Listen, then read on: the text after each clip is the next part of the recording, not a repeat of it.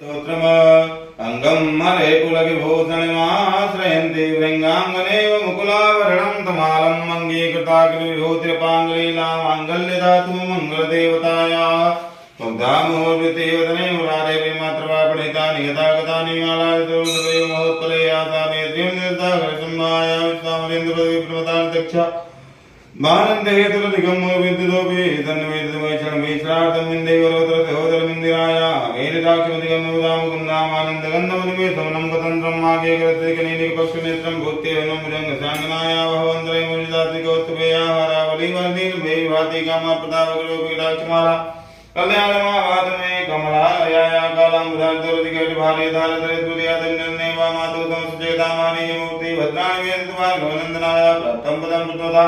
किलयात् प्रभावान् माङ्गल्यवाजिमतमादिनमन्मते नामय्यापदे देवन्तर्वीचार्धं मन्दालदं च मुकुलालय कन्यकाया दत्यादयानुपौनोतिविडामुधारा